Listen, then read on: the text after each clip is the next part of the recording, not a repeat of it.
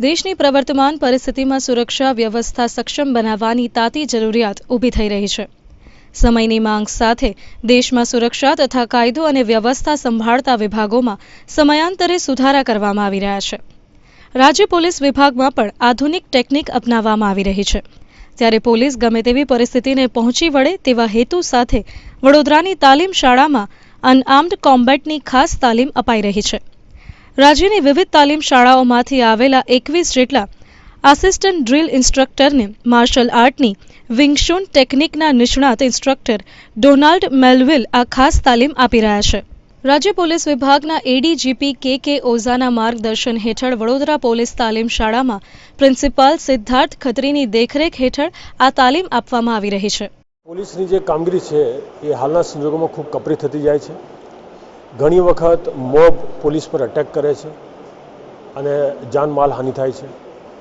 એની સામે ઘણી વખત એવું પણ બને કે સામેવાળા પાસે હથિયાર હોય અને પોલીસ પાસે હથિયાર ન હોય, અથવા તો ઘણી વખત ગુથમગુથી પર આવી જાય।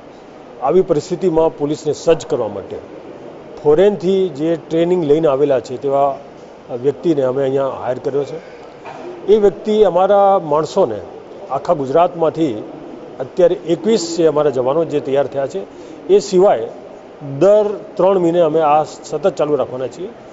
આ ટ્રેનિંગ લયેલા જે 21 જવાનો છે એ ગુજરાતમાં બીજા જવાનોને તૈયાર કરશે। આમ કરીને એક સશક્ત પોલીસ બળ ઊભું થશે કે જે જ્યારે હથિયાર ના હોય તો પણ સામેવાળી વ્યક્તિને પોતાના કાબૂમાં લઈ શકશે અને જરૂર પડે તેમની ઉપર એક્શન પણ લઈ શકશે। પોતાની જાતને બચાવીને કઈ રીતે સામેવાળા પર અટેક કરી શકાય તેમાં તાલીમનો સમાવેશ થયેલો છે અને એનાથી પોલીસ દળને ખરેખર લાભ થવાનો છે। આ તાલીમ લઈ રહેલા જવાનોમાં આત્મવિશ્વાસનો વધારો થાય છે।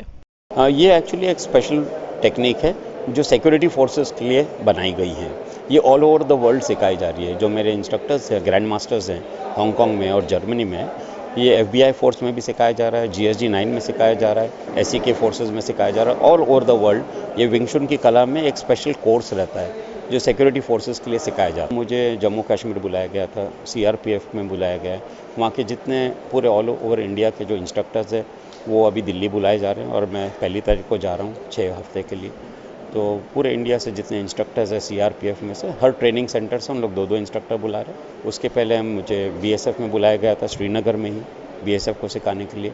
फिर तमिलनाडु में बुलाया था जो स्पेशल टास्क फोर्स जिसने वीरप्पन को ये किया, नलीफाई किया, उनको सिखाने मुझे बुलाया गया। मैं नेशनल पुलिस एकेडमी में था लगभग 4 साल। वहाँ सब IPS ऑफिसर्स को मैं ट्रेन करता था, एग्जामिन भी करता था।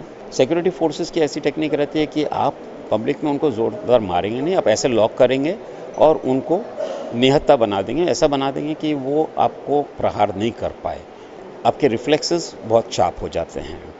आपके पास हथियार दिया जाता है। जब कभी भी आप टेररिस्ट के साथ एनकाउंटर कर रहे हैं तो आपके पास लेटेस्ट वेपन्स मिलते हैं, गन्स मिलते हैं। और बाई चांस अगर आपके हाथ में हथियार नहीं रहा या छिन गया या गिर गया तो आप ये नहीं सोचोगे कि मैं एकदम ही अभी बेकार हो गया हूँ।